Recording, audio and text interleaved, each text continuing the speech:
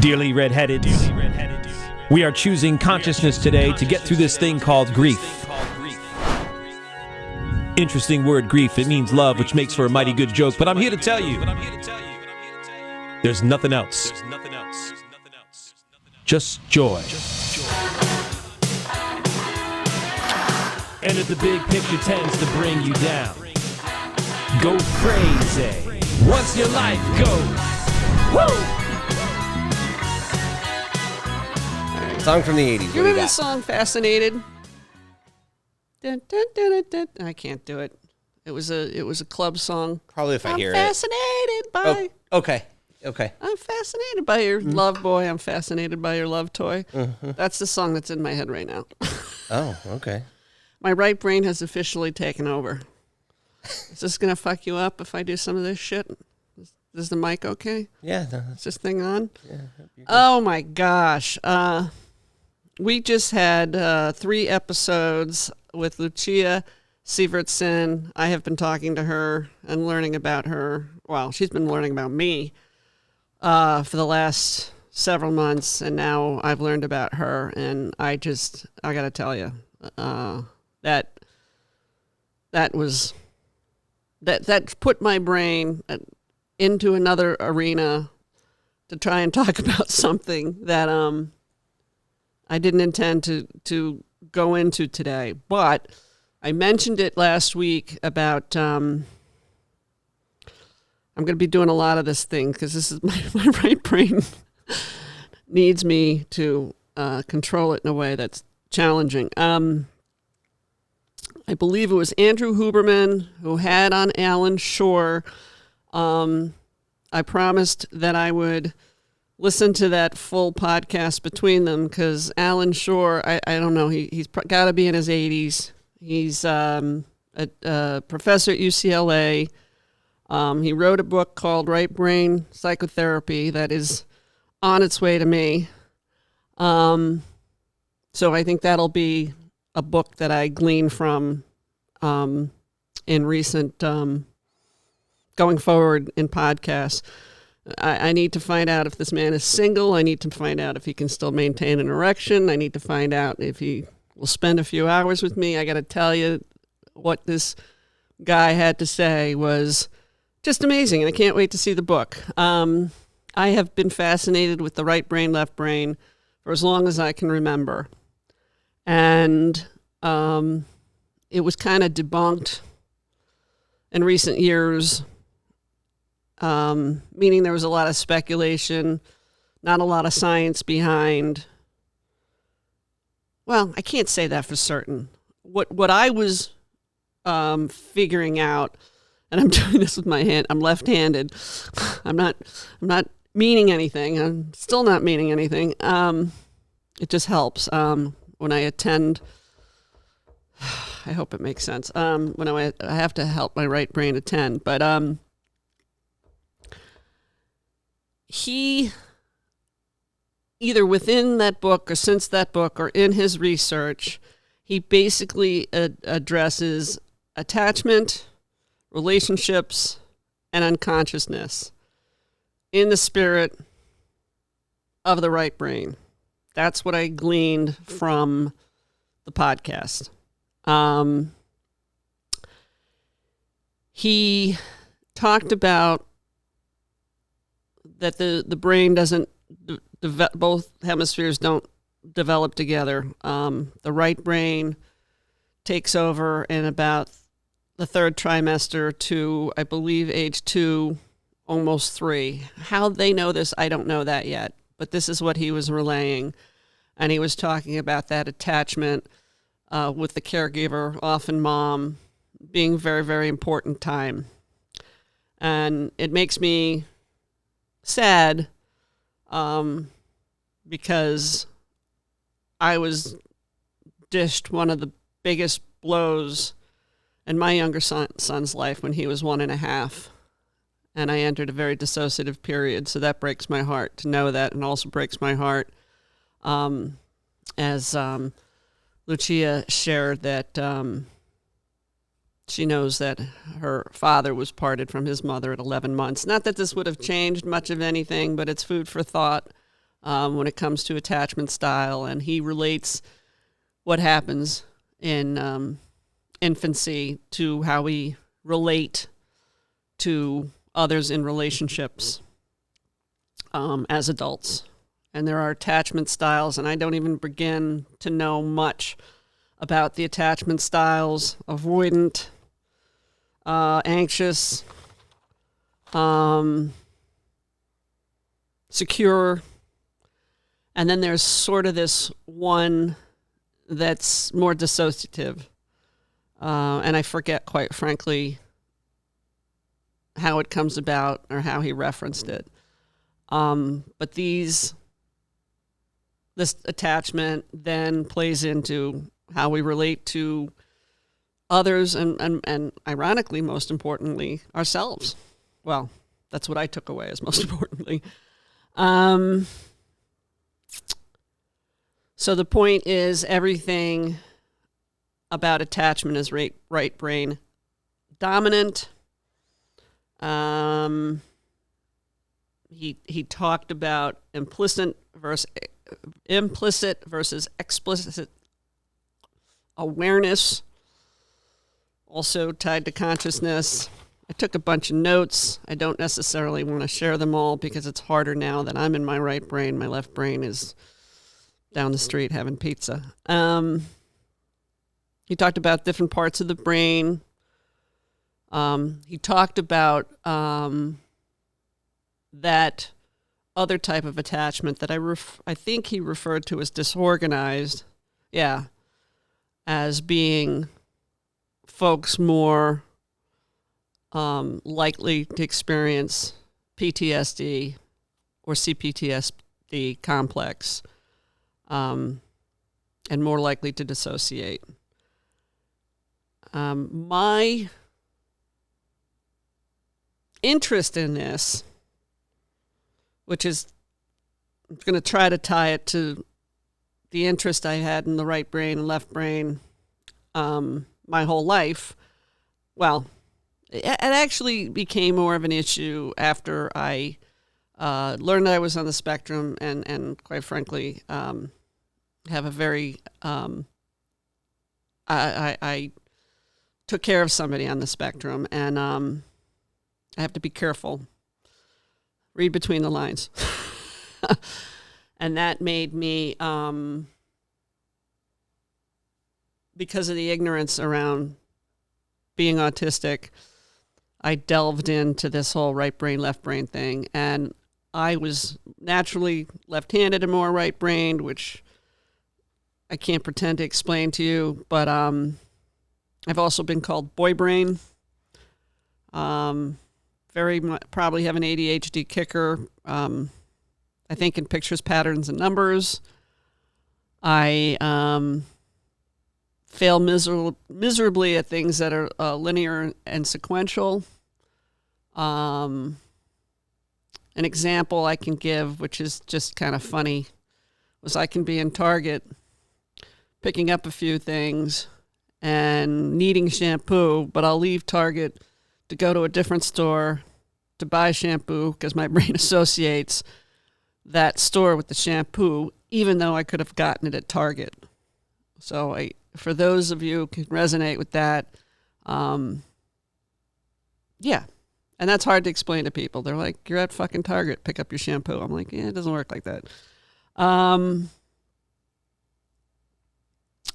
The irony for me in Allan Schore's work, and I'll reach out and see if I can get him to talk to me live, but if indeed the right brain is associated with the unconscious and more intuitive, it's ironic to me that in my experience as an adult with the left brain and right brain, that I find more women to be left brain and more men to be right brain.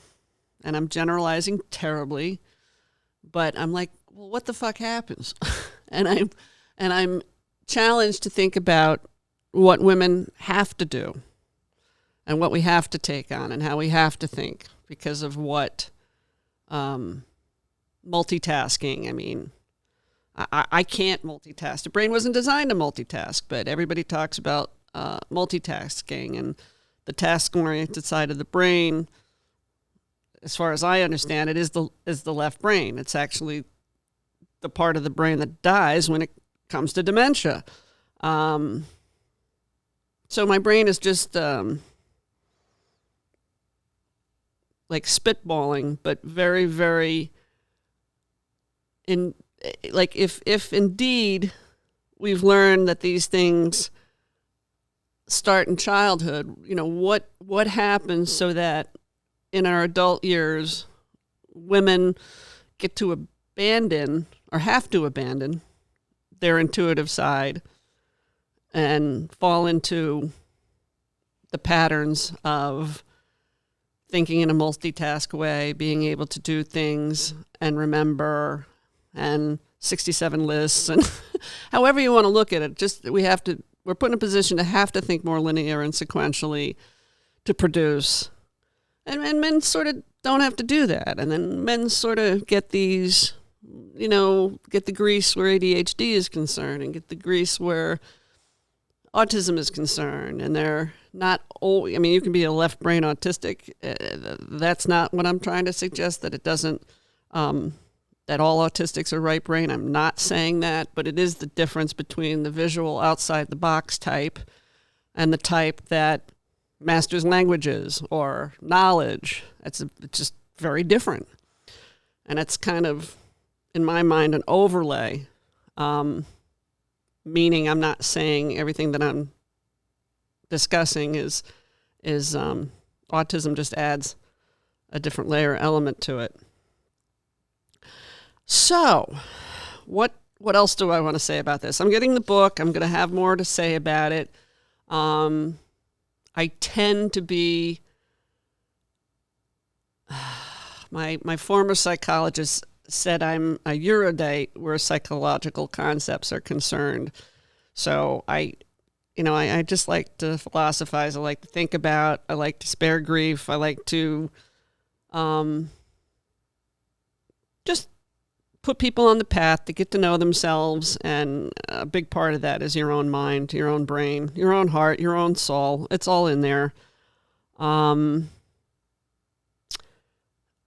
Schore did not mention Carl Jung at any point, but he did bring up dreams, and I saw this gaping opportunity to talk about why dreams historically were more unconscious and now can be, like, I dream when I'm awake, so I would love to spitball dream origination.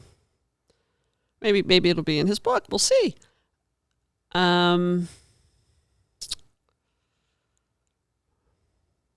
Yeah.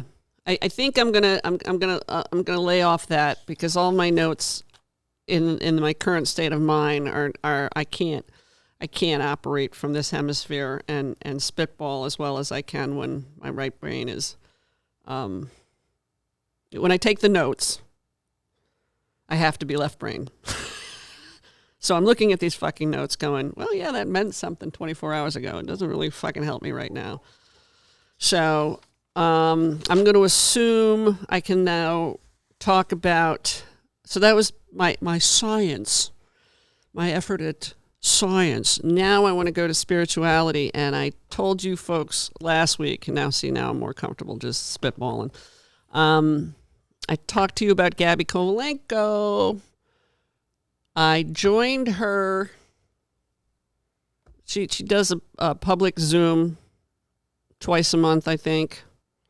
So I got her book, and I was on a Zoom call, and as irony would have it, as synchrony would have it, she chose to address something that I'm experiencing.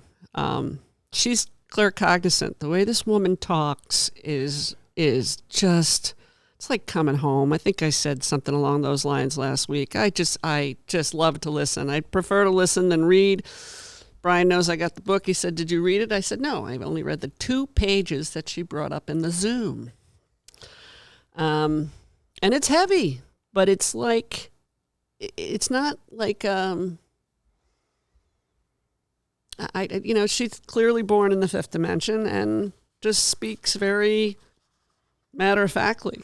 It's not clearly spiritual, but not a real, I think people have a hard time distinguishing what's clairvoyancy and what's claircognizant and what's psychic. It's different. It's way different. Believe me. So this is what she shared. And again, I related it to myself because what I'm doing with this podcasting, using my voice and dealing with the shame and dealing with the guilt and dealing with some self-sabotage and getting to the other side of all that is just plowing through it. I am enjoying it, but it rubs up against a lot of my indoctrination and my into abuse and my coming out of it. And I've mentioned CPTSD several times. I wasn't diagnosed as 14 or 15, and I did 10 years of work, so this is the other side of that, you might say. Okay. It's Gabi's book, page 67. To create the sacred translucency in your field, our energy field, indicating that you trust yourself enough to merge your inner and outer realities, you must first find a strong enough reason to take this step.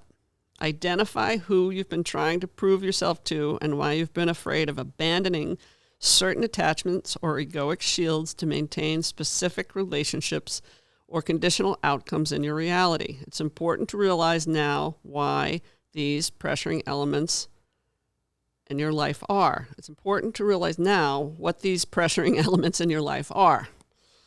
And I know for myself, and I've mentioned it from the get-go, I just do not want to create any more pain for cocksuck and dick lick. That's about the extent of what I care about. But if I don't tell my story and get this out of me, it's like poison, and I got to get it out of me. In the ideal world, everybody would support you for your true essence. This falls under naked essence, by the way. In the ideal world, everybody would support you for your true essence, but not everyone can appreciate your uniqueness and honor your most brilliant qualities. However, some will. If you can uncover the value of your unique essence, you will have sufficient reason to make this transition.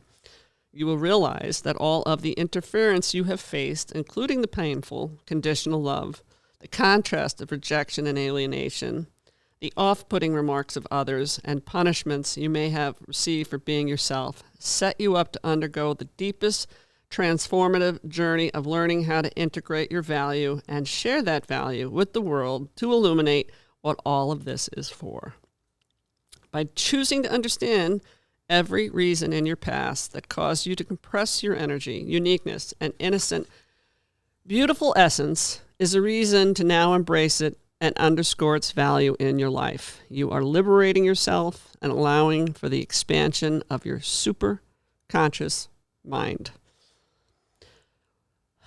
When you decide to no longer be hindered by these hindrances packed away in the egoic mind, you expand new horizons and let yourself experience a kind of love, joy, and unconditional bliss that perhaps was never introduced to you as even an option in your past. By transcending all of the limiting factors, everything people have told you that you should not do, you cannot do, or are not allowed to do, you're letting yourself experience not the personal protest of avoiding those things out of spite, but the loving mechanism of personal acceptance and self-awareness through which you can give yourself permission to embark on a path in which your soul guides you and you look to nobody else to decide what is most aligned with you. Do I want to say any more?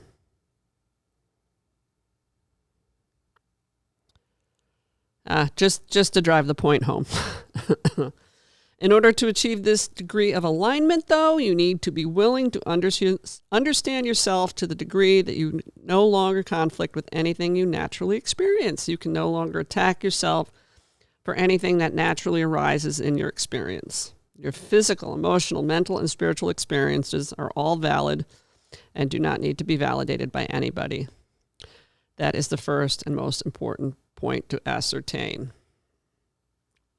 So, yeah, there it is. I hope that adds a check to what I was talking to Lucia about. I hope it adds a check to the spiritual aspect of the scientific work of Allan Schore. I hope that helps you face yourself, step on your path, figure shit out. I do not spend nearly as much time as you might think in all of this stuff. I spend a lot of time in solitude. I spend a lot of time just seeing what moves towards me, sources of energy. It's really a different way of being in the world. I have a great relationship with my clients, so I'm happy to attract more of the same. I think I've mentioned it before, that's been something that really was one of the most pivotal helps I've had in recognizing my struggles with family, intimate relationships. So forever grateful, and I'm very, very committed to finance. I love business. That's not going to change. And thanks for listening. I think that's going to be it for this one. Thank you for listening and supporting Natural Born Redhead. If you follow the bouncing balls, please like and subscribe. If you know someone interested in sparing others grief and inciting joy, message me on Facebook or reach out via my website, Natural Born Redhead. J-Ma.